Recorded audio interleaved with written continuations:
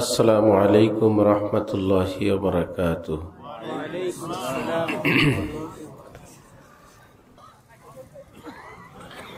মেহেরবানি করে কেউ ছবি তুলবেন না, ভিডিও করবেন না।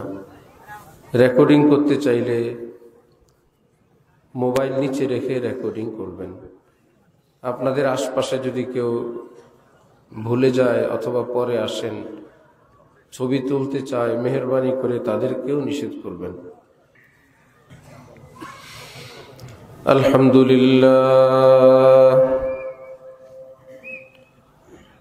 আলহামদুলিল্লাহি ওয়া কাফা ওয়া সালামুন আলা ইবাদিহিল্লাযীনা ইসতাফা, আম্মা বা'দ।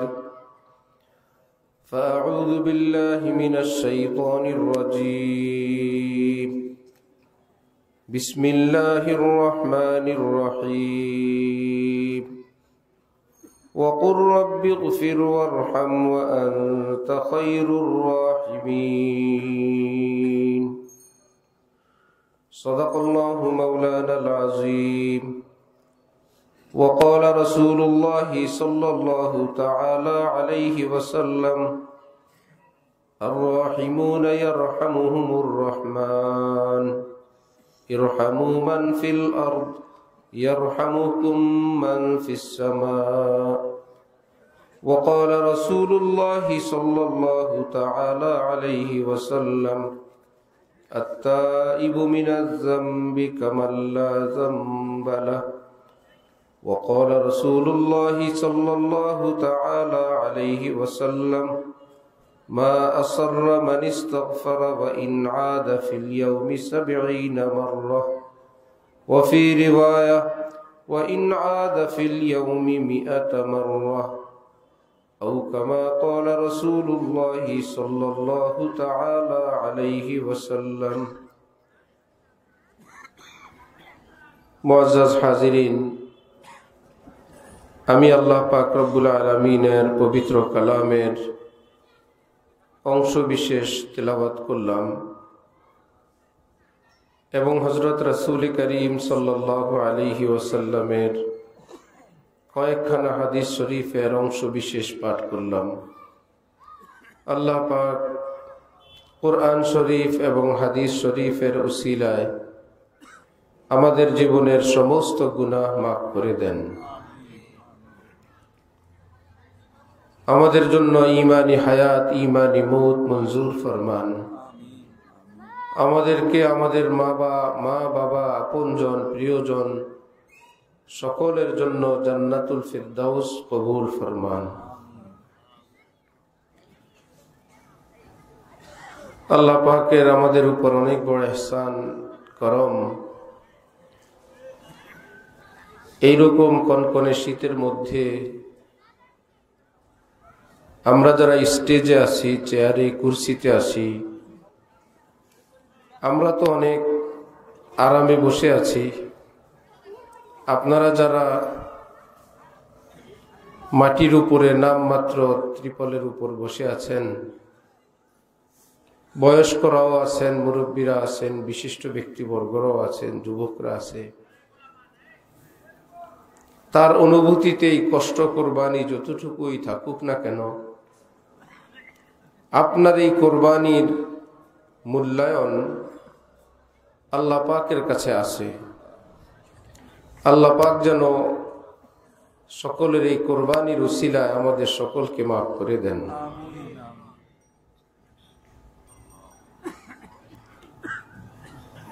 দীর্ঘদিন থেকে অত্র অঞ্চলের কথা আলোচনায় আসছে।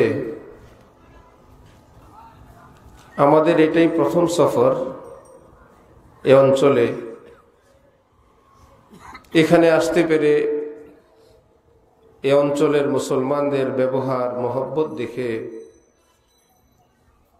অনেক বেশি আনন্দিত, অনেক বেশি আশাবাদী, অনেকটা সহজ সরল। ওলামাদেরকে মহব্বত করেন, আলেম ওলামাদের ডাকে সাড়া দেন। আমার মতন একজন একদমই অপরিচিত মানুষ দ্বীনের খাতিরে আপনারা আমাদের কাছে দ্বীনের কথা শুনতে আসছেন। আল্লাহ পাক সকলের জন্য হেদায়েতের উসিলা হিসেবে কবুল ফরমান।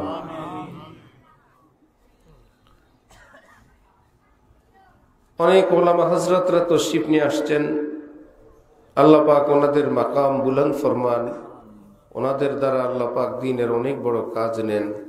হায়াতে খুব বেশি আফিয়তের সাথে বরকত দান করেন। হযরত রাসূলুল্লাহ সাল্লাল্লাহু আলাইহি ওয়াসাল্লাম, যার কাছে আল্লাহ পাকের রহমতের খাজানার সবচেয়ে বেশি সংবাদ মজুদ। নবীদের কাছে থাকে আল্লাহ পাকের সব গোপন কথা, সবচেয়ে বেশি আছে রাসূলুল্লাহ সাল্লাল্লাহু আলাইহি ওয়াসাল্লামের নিকট। অনেক সময় বাবা গরম করেন, কথা বলেন, সন্তান কিছু চায়, বাবা বলেন টাকা নেই, আনা যাবে না। মা গোপনে গোপনে বাচ্চাদেরকে বলেন আছে, রাগ করছেন তো সেই জন্য না বলেন, আমি জানি টাকা আছে, তুমি ভালো করে ধরো, কান্নাকাটি করো, দিবেন, তোমার বাবা তো। কারণ বাবার খাজানার কথা মায়ের কাছে বেশ থাকে। হযরত রাসূলুল্লাহ সাল্লাল্লাহু আলাইহি ওয়াসাল্লাম হাদিসে কুদসিতে ইরশাদ করেন, আল্লাহ পাক রব্বুল আলামিন বলেন, তোমাদেরকে সৃষ্টি করার আগে আমার রাগ, গুসা এবং আমার রহমতের প্রতিযোগিতা হলো।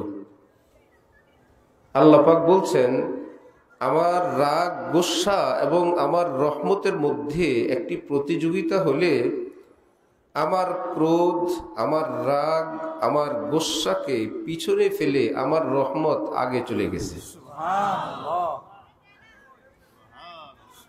কি বুঝাইতে চান? বুঝাইতে চান আমি তোমাদেরকে অনেক কথাই বলবো। যখন নির্বাচন হয়, যারা সরকার গঠন করে, সারা দেশে তারাই পাশ করে না, অন্যরাও পাশ করে।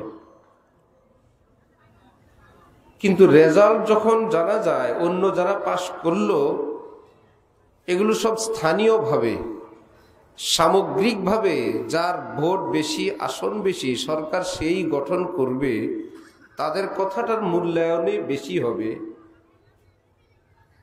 এমপি সাহেব আছেন কিন্তু সরকার গঠন করতে পারেন নাই।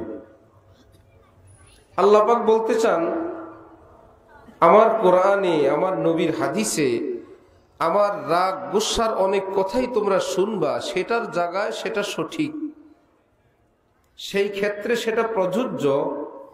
সামগ্রিকভাবে, সমষ্টিগতভাবে আমি আল্লাহর রাগ, গুসার চেয়ে মায়ার মাত্রা, রহমতের মাত্রা অনেক বেশি। সূরা ফাতিহা শুরুতে আল্লাহ পাক বললেন, আলহামদুলিল্লাহি রাব্বিল আলামিন, সমস্ত প্রশংসা আমি আল্লাহর। একটা প্রশ্ন হয়, আল্লাহ আপনি, সব প্রশংসা আপনার? কেউ যদি বলে লালমনিরহাট জেলার অমুক গলির সবগুলো দোকান, মার্কেটের ভাড়া আমার, এতগুলো মার্কেট সব ভাড়া আপনি পান কেন?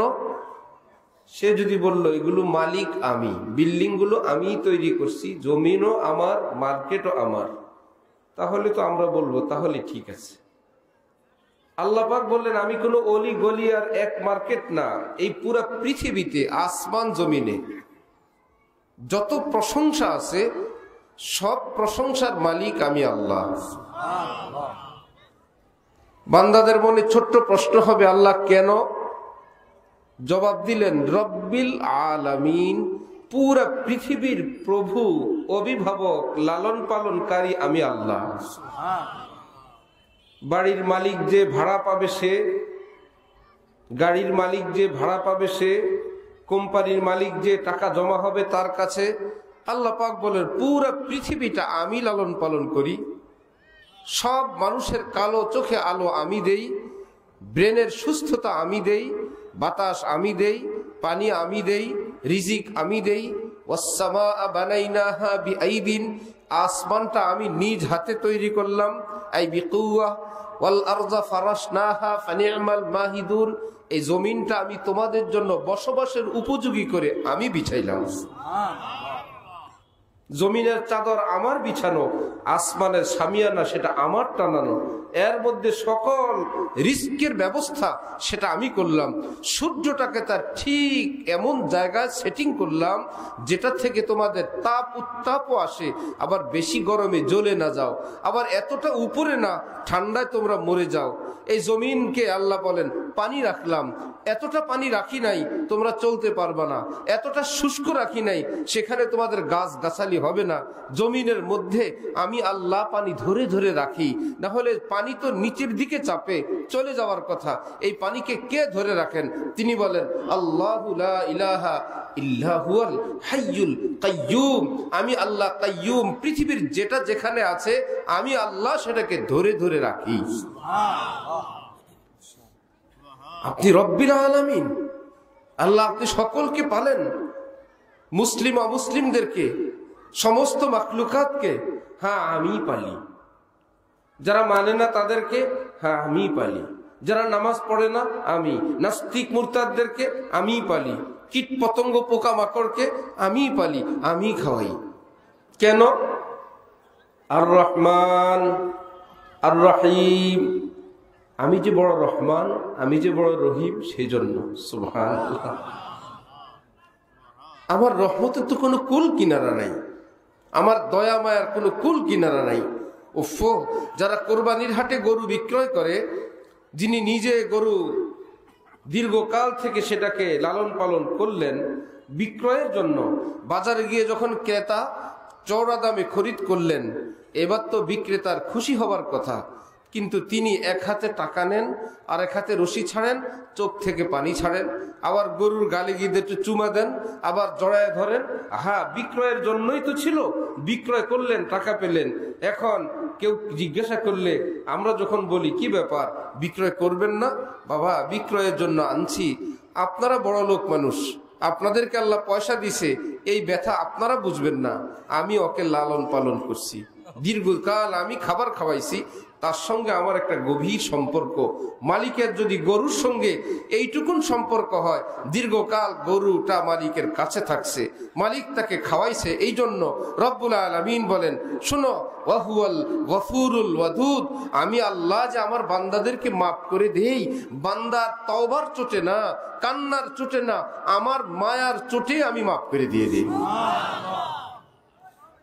হযরত শাহ আব্দুল গনি ফুলপুরি, ভারতের মস্ত বড় বুজুর্গ, তিনি বলেন গফুরুন শব্দের পরে ওয়াদুদ নাজিল করে আল্লাহ পাক বুঝাইতে চান আমি যে মাফ করি, আমার মায়া লাগে এই জন্য মাফ করি। ছোট্ট শিশু ঘুমায় থাকে, পেশাব করে আছে, যে পেশাবের উপর শুয়ে আছে সে জানেও না, সে তো দিব্যি ঘুমের মধ্যে নাক টানতেছে। মা যদি টের পান আমার কলিজাটা পেশাবের মধ্যে শুয়ে আছে, তাহলে মা যে তার নিচের কাঁথাটা পরিবর্তন করে দেন, এটা কি বাচ্চার আবেদনের কারণে না মায়ার চোটে? যাকে করবেন সে নিজে জানেও না, আবার তার যেন আবার ঘুম নষ্ট না হয়, অত্যন্ত আলতু ভাবে খুব যত্ন সহকারে ঘুমের মধ্যে থাকে। কাঁথা চেঞ্জ করবেন, মা নিজের বুকের উপর উঠে রাখে, এখানে আছে, এখানে গরম আছে, এখানে ঘুমায়, ওই ফাঁকে কাঁথা সরায়, নতুন কাঁথা দেয়। কাঁথা ঠান্ডা হয়ে গেলে হিটার দিয়ে লাইট দিয়ে কিছু একটা নিচের থেকে গরম কাঁথা বের করে, কারণ ঠান্ডা কাঁথা বাচ্চা লাফ দিয়ে উঠবে, ঘুম থেকে জেগে যাবে, নিজে যে কোনো ভাবে ওই কাঁথা গরম করে চুপচাপ দেয়। উফো, যাকে দেয় সে জানেও না, কি বারবার আমি আমার মায়ার চোটে দেই। একজন মায়ের বুকে সন্তানের প্রতি যত আদর, পৃথিবীর সকল মায়ের অন্তরে নিজ নিজ সন্তানের প্রতি যত আদর, আল্লাহ বলেন আমি আল্লাহর কাছে প্রত্যেক বান্দার জন্য এর চাইতে কোটি কোটি গুণ বেশি আদর। তোমাদের প্রতি আমার মায়া আরো বেশি। বাঘে কামড় দিলে কেউ কি বাঁচে? বাঘের কামড় থেকে কেউ বাঁচতে পারে? বলেন তো, বাঘ যখন নিজের বাচ্চাকে এক জায়গা থেকে আরেক জায়গায় নেয়, কি দিয়ে নেয়? সেটা আবার কেমন কামড়? একদম আস্তে দিলে ছুটে যাবে, জোরে দিলে বাচ্চা কান্না করবে, সে আবার একটা মধ্যম পন্থার কামড়, যেই কামড় বাচ্চা বুঝে এটা ব্যথা দেওয়ার কামড় না, এতটা আস্তে না দাঁত থেকে ছুটি গিয়ে ব্যথা পাবে, এতটা জোরেও না বাচ্চার কষ্ট হবে, মা মাই হয়। মা এমন ভাবে আলতু ভাবে বিড়াল, কুকুর, বাঘ, ভাল্লুক বাচ্চাকে কামড় দিয়ে এক জায়গা থেকে আরেক জায়গা নেই। যে মা হয়, মায়ের যোগ্যতা দিয়ে আল্লাহ পাক তাকে মা বানান। রব্বুল আলামিন বলেন, আমি তো তোদের মা না, আমি তো তোমাদের রব, আমি তো তোমাদের পালনেওয়ালা আল্লাহ। মা তোমাকে সৃষ্টি করেন নাই, আমি বিন্দু বিন্দু তোমাকে সৃষ্টি করছি। পৃথিবীর কেউ জানতো না তোমার অস্তিত্ব কোথায় ছিল, কোন পানির অংশে ছিল, কোথায় কোন খাবারে ছিল, চাঁদে ছিল, সূর্যে ছিল, আলোতে ছিল, বাতাসে ছিল। সেই খাবার খাদ্য তোমার মা বাবা, মা বাবার থেকে দেহ, দেহ থেকে তোমার মায়ের পেটে আমি আল্লাহ তোমাকে লালন পালন করছি। গরুর মালিক গরুকে বানায় নাই, কয়েকদিন খাওয়াইছে। মা তার সন্তানকে সৃষ্টি করে নাই, কয়েকদিন পেটে নিয়ে লালন পালন করছে।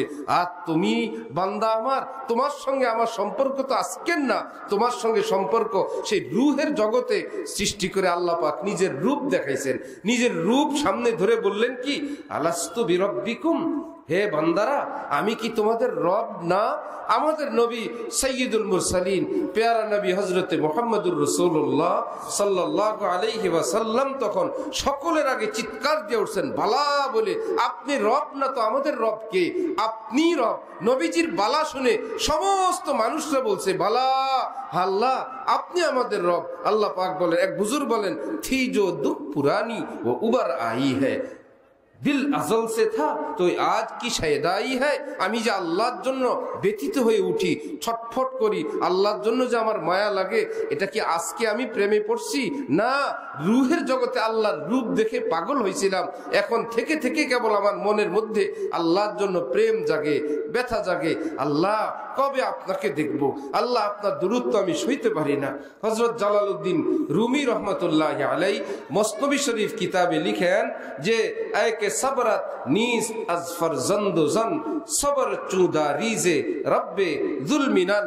হে বন্ধু, তোমার প্রিয় সন্তানের মুখ না দেখলে তোমার ভাল লাগে না, দূরে থাকো তো ছটফট করো। প্রিয়তমা স্ত্রীকে না দেখলে ভালো লাগে না, কেন? তারা তোমার প্রিয়জন, আপনজন। নিশ্চয়ই আপনজন, প্রিয়জন, তাদের থেকে দূরত্ব সইতে পারো না। সবর চুদা রিজে রব্বে যুলমিনান। এত বিশাল অনুগ্রহকারী মহান আল্লাহ, আল্লাহ থেকে তুমি দূরে সরে আসো, তোমার কি কষ্ট হয় না? তোমার কি মনে কান্না আসে না? হে প্রিয় আল্লাহ, আমি তোমার থেকে দূরে থাকতে পারি না। আল্লাহ আমি তোমার নৈকট্য চাই। আল্লাহ পাক কোরআনে পাকে বলেন, ওয়ালিমান খাফা মাকামা রাব্বিহি জান্নাতান। যারা আমার কথা মতো শরীয়ত মোতাবেক চলে, নামাজ পড়ে, হালাল খায়, পরোপকার করে, হালাল ভাবে সুন্নত শরীয়ত মোতাবেক জীবন চালায়, আমি আল্লাহ তাদেরকে দুইটা জান্নাত দেই। একটা তো মৃত্যুর পরে, হাসরের পরে দিবই, সেটা তো বাকি। একটা জান্নাত আমি আল্লাহ দুনিয়াতেই তাদেরকে দান করে দিয়ে দিই। তাহলে আল্লাহর প্রেমিকদেরকে আল্লাহ পাক বলেন, জান্নাত একটা দিব পরকালে, আরেকটা দিব দুনিয়ায়। কি? জান্নাতুন ফিদ দুনিয়া বিল হুজুরি মাআল মাওলা। দুনিয়ার জান্নাত হইল ওই বান্দা অনুভব করে আল্লাহ আমার সাথে আছেন, আল্লাহ আমাকে আদর করেন, আল্লাহ আমাকে ভালোবাসেন। আমি যদি কিছু একটা কথা বলি, আল্লাহ আমার কথা রাখবেন। আমি যে আল্লাহর কথা শুনি, তিনিও আমারটা শুনেন। বান্দার অন্তরে এতটা অনুভব হয় আমার আল্লাহ আমার কাছে আছেন। জালালউদ্দিন রুমি বলেন, আজলবে না দিদা সদবুসা রসিদ মঞ্চে গোয়াম রূহ চে লজ্জত চশিদ। বন্ধুরা, অদৃশ্যের একটা ঠোঁট এসে আমার অন্তরে চুমু খায়, আমি মনে মনে টের পাই, কিন্তু ভাষায় ব্যক্ত করতে পারবো না। আমি তখন বুঝি অন্তরের এই আদর, এই প্রশান্তি আর কারণ এটা আমার আল্লাহ। আল্লাহ পাক আমাদেরকে আল্লাহর এইরকম মোহাব্বত হাসিল করার তৌফিক দান করেন। ইয়া আইয়ুহাল ইনসান মা গাররাকা বিরাব্বিকাল কারীম। আল্লাহ পাক বলেন, আমার প্রিয় বান্দারা, আমার থেকে তোমাকে কে ধোঁকা দিয়ে নিয়ে গেল? কে নিয়ে গেল বলেন না, কে ধোঁকা দিল? তুমি তো আমাকে ছেড়ে যাবার না। মায়েরা অনেক সময় নিজের সন্তানের ব্যাপারে বলে, আমার ছেলে খারাপ হবার কথা না, কেউ তাকে ধোঁকা দিছে, মিথ্যা ধোঁকা দিছে, প্রতারণা করছে, নেশা শিখাইছে, সন্ত্রাসীরা সন্ত্রাস শিখাইছে, আমার ছেলে ভালো ছিল। আল্লাহ যেন বলতে চান আমার বান্দাও ভালো ছিল, কেউ তাকে ধোঁকা দিছে। মা গাররাকা, কে ধোঁকা, আইয়ু শাইইন গাররাক, কে তোমাকে ধোঁকা দিল? তোমার রব থেকে না, রব্বে করিম থেকে। এমন রব, এমন প্রভু যিনি করিম। করিম কাকে বলে? আল্লাযী ইউতি বিগাইরিল মিন্না, জি আল্লাহ পাক যাকে দান করেন কোন ধরনের যোগ্যতা ব্যতীত, মেহনত মুজাহাদা ব্যতীত, চাওয়া ব্যতীত। একটু আগে যে বললাম, বাচ্চাকে যে মা কথা চেঞ্জ করে দিলেন, চাওয়ার কারণে না চাওয়া ছাড়াই, এটাকে বলে করম। আল্লাহ পাক বলেন আমিও তোমাদেরকে দেই, তোমাকে যে দেই তুমিও জানো না। কখনো তুমি নিতে চাও না, আমি দৌড়ে দৌড়ে দেই। কখনো তুমি এক নামে নিতে চাও না, আমি তোমাকে অন্য কোনো উসিলা দিয়ে দেই। সন্তান যখন খাবার খেতে চায় না, মায়েরা বলে একটা গল্প বলি, বলো। হ্যাঁ, সন্তান বলে বলো মা, গল্প বলো। একটা গল্প বলে খাবারটা খাওয়ায়। উদ্দেশ্য গল্প না, উদ্দেশ্য খাবার খাওয়ানো। যখন বাচ্চা গল্পে আর খায় না, একবার মা বলে, বলো তো তোমার নানা ভাইয়ের বাড়ির বিড়ালটা কেমন, কালো নাকি সাদা? বাচ্চা বিড়ালের কথা বললেই মন জগতে সে নানার বাসায় চলে যায়। এখন বলে বিড়ালটা কালো। বিড়ালটা কি করে বলতো? ঘেউ ঘেউ না মেও মেও করে খামাখা একটা কিচ্ছা তৈরি করে দিয়ে উদ্দেশ্য প্লেট খালি করা। বাচ্চা গল্প শোনাও শেষ, প্লেটও শেষ, ইত্যাদি ইত্যাদি গল্প বানায়। রব্বুল আলামিন বলেন আমি চাইলে কোরআন শরীফকে তো এই নামাজ পড়ো, রোজা রাখো, রুকু করো, যাকাত দাও এই বলতে পারি। এমনি বললে আমার বান্দাদের কষ্ট হবে। এই জন্য মা যেরকম করিম, গল্প বানায় বানায় লোকমা খাওয়ায়, আমি আল্লাহ কোরআন শরীফে ইউসুফ জুলাইখার কিচ্ছা, বনি ইসরাইলের গল্প, হারুত মারুতের গল্প আর আসহাবে কাহাফের গল্প বলি। গল্প আমার উদ্দেশ্য না, হেদায়েতের লোকমা খাওয়ায়া বান্দাকে জান্নাতি বানানো আমার উদ্দেশ্য। মনে হয় যেন আল্লাহ গল্প বলতেছেন, না গল্প না, গল্পের আড়ালে তিনি হেদায়েত সাপ্লাই করেন। শুনতেছে গল্প, চোখ থেকে টপ টপ করে পানি পড়তেছে। ভাই গল্পই তো শোনো, পানি কেন পড়ে? যায় মক্কা শরীফ থেকে মদিনায় হাজিরা, ভাই এত লাক্সারি গাড়িতে, স্পেশাল গাড়িতে আপনি আসেন, কান্না করেন কেন? বলে কান্না করি এত এত স্পেশাল ভাবে আমরা যাই। এত দীর্ঘ সময়, ১৫০০ বছর আগে আমার নবীজি কিভাবে গেছেন, যখন এত বাহন ছিল না, এসি ছিল না, আমার নবীজি কিভাবে গেছেন। ওফ, যার মনে যেটা সে সেটা ভুলতে পারে না। যতই তাকে লাক্সারি গাড়ি দেওয়া হয়, এসি স্পেশাল দেওয়া হয়, মুসলমানরা, নারী পুরুষরা কান্নার কান্না। একজন এসপি সাহেবের স্ত্রী হজে গেছেন, সাথীরা আমাদের কাছে শুনাইলেন যে পুলিশ অফিসারের বউ আর কি হবে আমরা ভাবছিলাম। কিন্তু আল্লাহর বান্দির মধ্যে আল্লাহর মোহাব্বত এত বেশি, মক্কা শরীফ মদিনা শরীফ হজ করা শেষ, যেই দিন দেশে আসার জন্য গাড়িতে উঠবেন এয়ারপোর্টের দিকে, সে ডাইরেক্ট বলতেছে আমি যাব না। এইরকম নুরানি জায়গা রেখে, আল্লাহর ঘর রেখে, নবীর রওজা রেখে আমি যাব না। এখন স্বামী বলে আসো, আবার নিয়ে আসবো। এইবার সে বাচ্চাদের মতো কান্না শুরু করছে, না আমি যাব না। আল্লাহর কসম, আল্লাহ যার কাছে ভালো লাগে সে এমনই হয়ে যায়, না আমি আর নামাজ ছাড়বো না, আমি আর আল্লাহকে ডাকাডাকি আর বন্ধ করব না, আমি কোরআন তেলাওয়াত আর ছাড়বো না, আমি আর জীবনে ভুল করছি, পিনে কো তো বেহিসাব পিলি আব হ্যায় রোজে হিসাব কা ধড়কা, জীবনে অনেক ভুল করছি, সারা জীবন আল্লাহকে ভুলবো না, আল্লাহকেই ডাকবো। হযরত থানবী রাহমাতুল্লাহি আলাইহির জীবনে এক গল্প, ভারতের জাতীয় কবি ছিল জিগর মুরাদাবাদী। জিগর জিগর নামে প্রসিদ্ধ, মদ্যপ থাকতো, মদের মধ্যেই ডুবে থাকতো। একবার হযরত থানবীর খলিফা খাজা আজিজুল হাসান মজজুব রহমতুল্লাহি আলাইহির সঙ্গে দেখা হলো, আর বললেন আমি তোমার পীর সাহেব হযরতের নিকট যেতে চাই, চলেন। খুব ভালো। বলল যে আমি তো মদে অভ্যস্ত, আমি যদি মদ না খাই এত লম্বা সময় আমি তো থাকতে পারবো না, আমি যাওয়ার সময় কিন্তু মদের বোতল সাথে নিয়ে যাব। বলেন তো এটা কি একটা সম্ভব কথা? বড় আলেমের কাছে কেউ মদের বোতল নিয়ে যায়? খাজা সাহেব হযরত থানবীর ঘনিষ্ঠ শিষ্য, উনি বললেন এমন কথা আপনি বলতে পারলেন? না না, এটা নেওয়া যাবে না। উনি বললেন আমি যদি নাই নিতে পারি, এত সময় আমি মদ না খেয়ে থাকতেও পারবো না, সরি, তোমার হুজুরের দরবারে আমার যাওয়াও হলো না। হযরত খাজা সাহেব বললেন না গেলে নাই।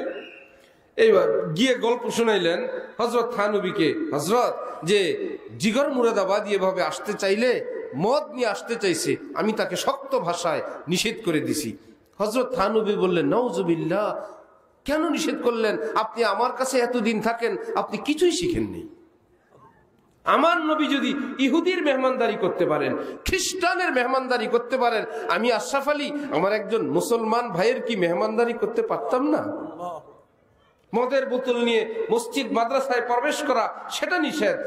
আমি আশরাফ আলীর ঘরটা তো কোনো মসজিদ না, মাদ্রাসা না, এখানে তো আসতে পারতো। আমি আমার ঘরে মেহমানদারি করতাম, যেভাবে আসতো। আপনি ভুল করছেন।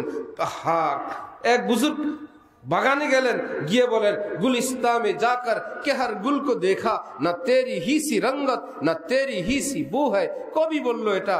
আল্লাহ ফুল বাগানে গেলাম, গিয়ে দেখলাম তোমার মতো কিছুই নাই, তোমার কিছু নাই, সব দুনিয়ার দুনিয়া। চলে আসলাম।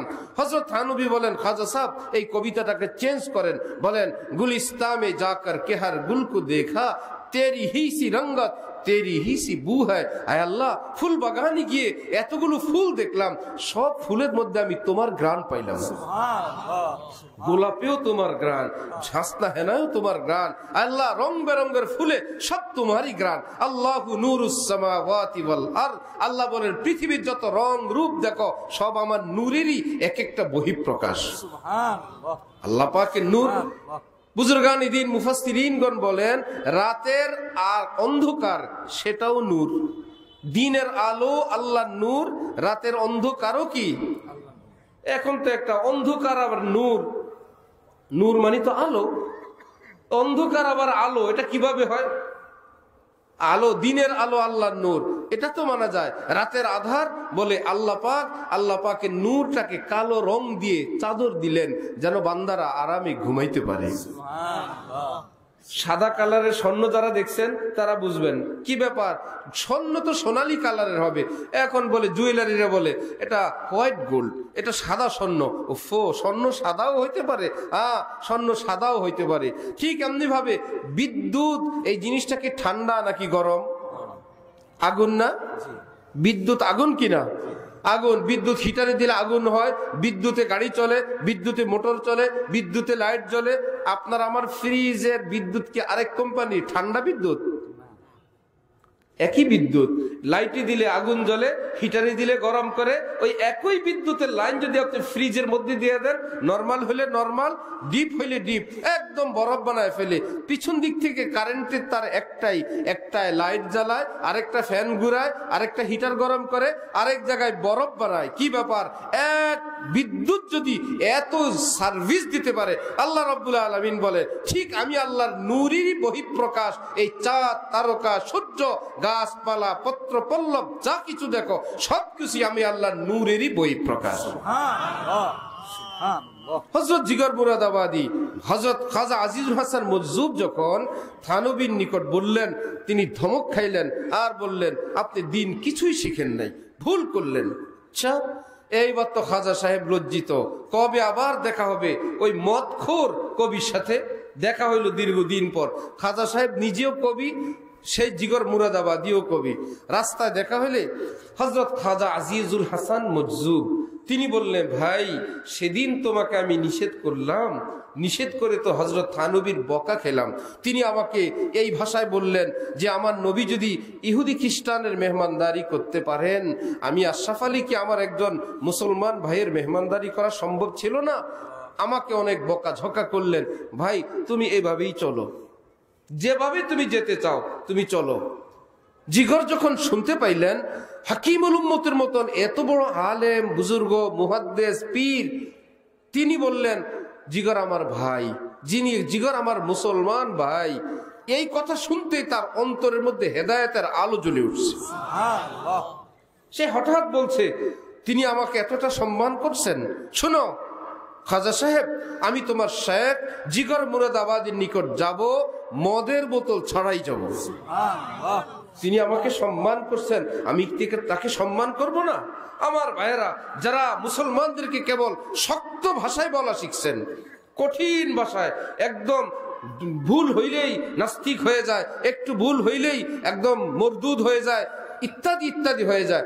এই ভাষা এটা কখন কোন জায়গায় প্রযোজ্য সেটাও বুঝা চাই। আমরা কোন যুগে আছি, ১৫০০ বছর পরে আছি, আমার শ্রোতারা কারা সেটাও লক্ষ্য করা চাই। ইন্নাল লুৎফা ইয়াতি বিমা লা ইয়াতি বিহিল উনফ, যে ছোট্ট একটা বাবুকে আপনি আদেশ করেন একটা কাজ করতে চাইবে না, একটু আদর করে বলেন একটা কাজ না 10টা কাজ করতে চাইবে। আমাদের এক আলেম বুজুর্গ বসুন্ধরার মুফতি সোহেল সাহেব উনি বলেন, কেউ যদি কোন স্ত্রীকে বলে এক গ্লাস পানি দাও তো, ব্যস্ত থাকলে বা শরীর অসুস্থ থাকলে পাল্টা জবাব দিয়ে দিবে হাত পা নাই, নিজে পানি নিয়ে খেতে পারেন না। কি ব্যাপার, বলার দোষের কারণে এমন ভাবে বলছে আদেশের মতন, তিনি ব্যস্ত, এর মধ্যে বললেন পানি দাও, বা জমিদার বসে আছে পানি দেবো, সামনে আছে নিয়ে খান। তো কথার ভুলের কারণে এরকম পাল্টা জবাব। আর যদি বলে দেখো পানি তো আমিও খেতে পারি, কিন্তু তোমার হাতের পানি তো আর হবে না। আমি যদি একটু পানি খাই, খাওয়া হইলো, তোমার হাতের পরশওয়ালা পানি যদি আমি পাই, সেই পানিটা তো পানিও হইলো, তোমার হাতের একটু পরশ হইলো। এখন কি 1000 কাজ থাকার পরেও ধমক দিবে, চোখ রাঙানি দিবে, বলবে হ্যাঁ মোল্লার থেকে সবক শিখে আসছে, যে পানি তো খাবে খাবে আমারে দিয়েই খাবে। ওই কাজটাই তার থেকে উদ্ধার হইলো। এই জন্য হাদিস শরীফে আছে, নম্রতার দ্বারা, আদর আপ্যায়নের দ্বারা, ভালোবাসা দ্বারা অনেক কঠিন কঠিন কাজ উদ্ধার করা যায়, যেটা কঠোরতার দ্বারা করা যায় না। জিগর মুরাদাবাদী বলল, হযরত থানবী আমাকে সম্মান করছেন, আমাকে ভাই বলছেন, আমি ওনাকে সম্মান করব, ইনি একজন শায়েখ আল্লাহওয়ালা, আমি ওনার কাছে মদের বোতল ছাড়াই যাব। চললেন, যাওয়ার পর হযরত থানবী, বড়রা বড় হয়, ছোট ডাক্তার ছোটই হয়, গেলে কি বলবে, ওফো আপনি 2 দিন পরে আসলে তো চোখটা অন্ধ হয়ে যেত, আর 1 দিন সময় ছিল আপনার কিডনিটা শেষ হয়ে আপনি মরার, আর 6 দিন পরে আপনি ল্যাংড়া হয়ে যেতেন। রুগী যাই ছিল, ডাক্তারের কথা শুনে লম্বা হয়ে গেছে। কি ব্যাপার, আমি তো মারা যাবো এখন। এর চাইতেও কঠিন রুগী গেছে অভিজ্ঞ ডাক্তারের নিকট। রুগী বলে স্যার এই হয়েছে সে হয়েছে। ডাক্তার সাহেব বলে বসেন তো, আপনার চেয়ে আরো কত জটিল রুগী আল্লাহর রহমতে সুস্থ হয়ে গেছে। আরে দোয়া করেন, আমরা আমাদের চিকিৎসা করি, নিয়মিত ওষুধ সেবন করেন, আল্লাহর কাছে দোয়া করেন, আল্লাহ সুস্থ করে দিবে। ডাক্তারের কথা শুনে যেই রুগী ভাবছিল আমার মেয়াদ শেষ, সেই রুগী এখন তরুতাজা, ইনশাল্লাহ ডাক্তার সাহেব বলছে আমি সুস্থ হয়ে যাব। তাহলে আলেম ওলামারাও তো ডাক্তার, আলেমরা কি উম্মতের ডাক্তার না? কি ব্যাপার, এক বুজুর্গের নিকট একজন আসছে, হুজুর মানুষকে যদি কেউ খুন করে তার কি তওবা কবুল হয়? বললেন না, চলে গেছে। আরেকজন আসছে, হুজুর কেউ যদি কোনো মানুষ হত্যা করে তার কি তওবা কবুল হয়? হয়। আপনারা যে বলেন হুজুররা যে কত রকম কথা জানে, আসলেও জানে, এটা আল্লাহর রহমত। 2 জনই এসে জিজ্ঞাসা করলো যে কেউ যদি মানুষ হত্যা করে তার তওবা কবুল হয় কি না। একজনকে বললেন হয় না, আরেকজনকে বললেন কি কথা একরকম না 2 রকম? প্রশ্ন একরকম, উত্তর 2 রকম। এখন যারা উপস্থিত ছিলেন তারা বললেন হুজুর একই প্রশ্নের 2 রকম জবাব। তিনি বললেন প্রথম যেই লোকটা আসছে সেই লোকটা কারোর সঙ্গে ঝগড়া ঝামেলা হয়েছে, সে ক্ষুব্ধ ক্ষিপ্ত, সে কাউকে খুন করতে চায়, শুধু ফতোয়াটা জানতে আসছে আমার নিকট। আজ ফতোয়া এই হত্যা করব, শেষে তওবা করব। যদি হুজুর বলে হত্যা করার পর তওবার ব্যবস্থা আছে, আজকে ওরে মেরে ফেলবো, তারপরে তওবা করব। হুজুর তো বলছেই তওবার ব্যবস্থা আছে। ওকে যখন না করে দিলাম, এখন সে রাগকে কন্ট্রোল করতেছে, ভাই রাগ মিটাবো, জীবনের জন্য তো আমি জাহান্নামে যাব, তওবা তো কবুল হবে না। সুতরাং ভাই আরেকজনকে হত্যা করা আমার প্রয়োজন নাই, গোসা যা উঠছে উঠুক, আমি আরেকজনকে মারবো না, কারণ মারলে আমি শেষ। এই জন্য খুনাখুনি বন্ধ হয়ে গেল। তারপর হুজুর দ্বিতীয়জন কি হলো? বলল দ্বিতীয়জন তো যা ঘটানোর ঘটায় আসছে, সে তো আগে খুন করেই ফেলছে একজন, এখন শুধু জানতে আসছে আমার তওবা কবুল হবে কিনা, আমার জন্য জান্নাতের কোনো ব্যবস্থা আছে কিনা। এখন যদি তাকে বলি নাই, তোমার তওবা কবুল হবে না, তোমার জাহান্নামে যাওয়া লাগবে, সে কি বলবে? একটা খুন করলেও জাহান্নাম, 10টা খুন করলেও জাহান্নাম। সে হবে এলাকার সবচাইতে বড় কিলার, সবচাইতে বড় সন্ত্রাসী। একে যখন বলে দিলাম ভুল যেটা হওয়ার হয়ে গেছে, এখনো যদি তুমি তওবা করো, আল্লাহর রহমতে আল্লাহ পাক তোমাকেও মাফ করে দিবে। এখন সে ভাববে চলো ভুল যা হবার হয়ে গেছে, এই ঘটনা আর ঘটাবো না, আল্লাহর কাছে তওবা করি। উফো, এখন শ্রোতারা বলে হুজুর তাহলে ফতোয়াটা দোনোটাই ঠিক আছে, ঠিক আছে না? এক ব্যক্তি এসে স্বপ্ন দেখে স্বপ্নের কথা বলছে, হুজুর আমি দেখি আমার খাটের নিচে আগুন জ্বলে, তারপরে খাটে লাগছে না, খাটের নিচে আগুন জ্বলছে হুজুর। হুজুর বললেন শুকরিয়া আদায় করো। বেশ কিছুদিন পরে আরেক ব্যক্তি এসে বলে, হুজুর আমিও দেখি আমার খাটের নিচে আগুন জ্বলে। বললেন তওবা করো। প্রথম জনকে কি তওবা না শুকরিয়া? প্রথম জনকে বললেন শুকরিয়া আদায় করো, দ্বিতীয় জনকে বললেন তওবা করো। এইবার শ্রোতারা বলল হুজুর স্বপ্ন একটাই, ব্যাখ্যা দুইটা। বলল প্রথম স্বপ্ন দেখছে পৌষ মাসে। কোন মাসে? পৌষ মাসে যদি খাটের নিচে একটু গরম গরম কিছু হিটার থাকে, এটা কি আযাব গজব না রহমত? রুমটা যদি গরম থাকে আল্লাহর রহমত না? সে তো দেখছে খাটের নিচে আগুন জ্বলে, জ্বলুক, আমার রুমটা গরম হয়েছে, খুব ফাইন, এই জন্য বললাম এটা খোদার রহমত। আর হুজুর বলে পরেরটা দেখছে চৈত্র মাসে। চৈত্র মাসে যদি দেখে মাশাআল্লাহ গরমের অভাব নাই, এর মধ্যে রুমের মধ্যে আর একটু হিটার লাগাইছে, এটা কি রহমত না গজব? তো ফতোয়া একরকম দেওয়া ঠিক না দুই রকম? এই জন্য আলেমরা দুই রকম কথা বলেন, আমাদের স্বার্থে না আর আপনাদের স্বার্থে, উম্মতের স্বার্থে এবং কোরআন হাদিসের ব্যাখ্যা মোতাবেকই তারা কথা বলেন। যে পরিবেশ পরিস্থিতি, মেয়ের বয়স 10 বিয়ে দিব না, এবার 18 বিয়ে দিব, আপনিও তো কথা দুই রকম বললেন। এই মেয়ের ব্যাপারে বললেন বিয়ে দিব না, এই মেয়ের ব্যাপারেই বললেন বিয়ে দিব। দুলা দেখেন বেশ কম কি 8 বছর আগে আর 8 বছর পরে, একবার বললেন দিব না, এখন বললেন দুলা দেখো। ঠিক বয়স চেঞ্জ হইলে, টাইম চেঞ্জ হইলে, স্থান পরিবর্তন হইলে ফতোয়াও পরিবর্তন হয়। হযরত জিগর মুরাদাবাদী হাকিম উলুমুদ্দিন নিকট গেলেন, মনে আছে জিগরের কথা? হযরত থানবীর কাছে গেলে ওই যে বললাম বড়দের মেহমানদারি বড়, এর থেকে আমরা চলে গেছি অন্যদিকে, শানদার মেহমানদারি। আমার শেখ বাংলাদেশের একজন বিখ্যাত আলেম, পুরো পৃথিবীতে যার ভক্ত মুরিদ, এটা আমাদের বাংলাদেশের গর্ব। বাংলাদেশি আলেমের নিকট ভারত, পাকিস্তান, আফগানিস্তান, নেপাল, ভুটান, ইউরোপ, আমেরিকার লোকেরা মুরিদ হয় না, বাংলা ভাষাও শিখে। কি ব্যাপার, তোমরা শিখো কেন? আমাদের হযরত বাংলাদেশি, আমরা বাংলা শিখবো না? বাংলা ভাষাও তারা শিখে। আমাদের এই এলাকায় যার দাওয়াতে আমি আসছি, আমাদের হাজী জামাল উদ্দিন সরকার, তো উনি সহ হযরত আল্লাহর সঙ্গে আমরা সফরে গেলাম, পাকিস্তান সফরে। তো হযরত ওয়ালা দামাত বারাকাতুহুম যে এত বড় বুজুর্গ, এত বড় আল্লাহওয়ালা, যে বাংলাদেশে ওনার মতন বুজুর্গ খুব কম আছে। তো হযরতের নিকট সারা দেশ থেকে লোকেরা আসে। এক ছেলে আসছে, সে নিজেই বলছে হুজুর আমি মোবাইলের রোগী। অভিভাবকরা বলছে এই ছেলে, সে ফেসবুক খুলে একটা মেয়ের নামে একটা ছেলের নামে, সেই ছেলে সেই মেয়ে, দুষ্ট, গলার আওয়াজ চেঞ্জ করে নিজে মেয়ে হয়, মেয়ে হয়ে কোনো ছেলেদের সঙ্গে খাতির করে, ছেলেদেরকে বলে বন্ধু একটু টাকা পাঠাও। তো ছেলেরা ভাবে এতজন, এত প্রিয়তমা আমার, এত সময় দেয়, গল্প করে, তার জন্য 200 টাকা পাঠাই। আসলে কি মেয়েরে পাঠাইছে না একটা ছেলেরে পাঠাইছে? এত বড় দুষ্ট। সেই ছেলে হয় সেই মেয়ে হয়, মোবাইল বিশেষজ্ঞ। আসছে খানকায়, হযরত আল্লাহ নসিহত করতেছেন, শুনবেন, কথা বলবেন, এখানেও মোবাইল চালায়। আবার ধমকা ধমকি করছেন, চালাইবা না, ঠিক আছে। এখন দেখে গরমকালে দুপুর বেলায় খানকার মধ্যে ঘুমে আছে কাঁথা মুড় দিয়ে। ভাই গরমে মানুষ টিকে না, কাঁথা মুড় দিয়ে কাঁথা সরাই দেয়, ভিতরে মোবাইল চালায়। হযরত নিজে বলেন যে আমি ভাবতাম একে আমি কি করব, ইসলাহ তো শায়েখ করেন না, আল্লাহ করেন। মানুষকে গুনাহ থেকে মুক্তি পীর সাহেবরা করেন, আল্লাহ করেন? মুক্ত করেন আল্লাহ। ওয়ালাকিন্নাল্লাহা ইউযাক্কি মান ইয়াশা, আল্লাহ যাকে চান তাকে পবিত্র করেন গুনাহ থেকে, ডাক্তাররা তো যেমন প্রেসক্রিপশন দেয় সুস্থ করেন আল্লাহ, ঠিক আল্লাহ ওয়ালারাও কিছু আমল বলেন গুনাহ থেকে মুক্ত করেন কে? হযরত বলেন আমি একদম টেনশন, এই ছেলেকে আমি কি প্রেসক্রিপশন দিব? জোহরের নামাজে যাচ্ছি, হঠাৎ মনে আসছে একে আজকে দুপুরের খাবারের দাওয়াত আমার সাথে দেই। খানকা এসে নামাজ পড়ে বললেন অমুককে বলবা দুপুরের খাবার আমার সাথে খাওয়ার জন্য।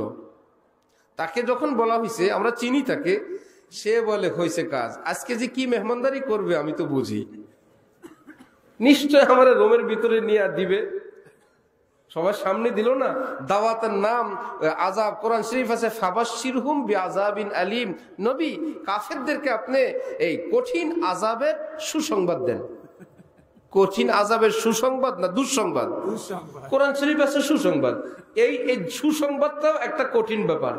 ছেলে কথা শুনে না, মা যদি বলেন আইসেন রাত্রে মেহমানদারি আছে, এটা কি মেহমানদারি? ওই ছেলে ভাবছে আজকে আমার মেহমানদারি এমন, কাঁপতে কাঁপতে ভিতরে প্রবেশ করছে যে কি না কি হয়, এত বড় অন্যায়, এত সীমা লঙ্ঘন, এত বাড়াবাড়ি। ঠিক আছে হযরত বলছেন তো যাওয়া লাগবে। ভিতরে গেলে দেখে না, মায়ের শুরু হয় নাই, দস্তরখানে বসাইছেন। হুজুর এক পাশে খান, সে এক পাশে খায়।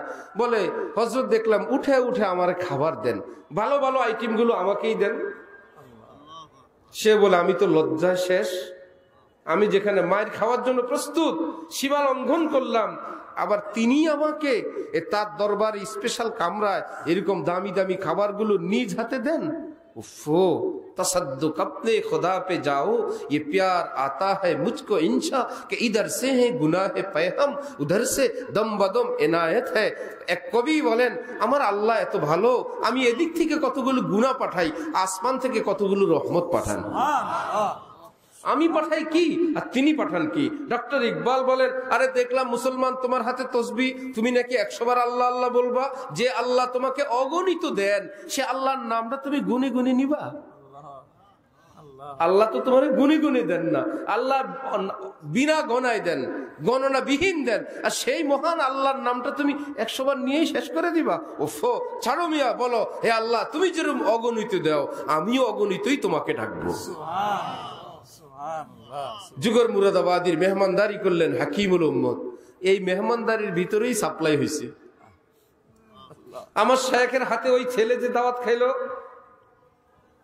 হযরতওয়ালা বলেন আমি তাকে খাওয়াইলাম, ওই একদিনের মেহমানদারির পর ওই ছেলের জীবন পরিবর্তন হয়ে গেছে।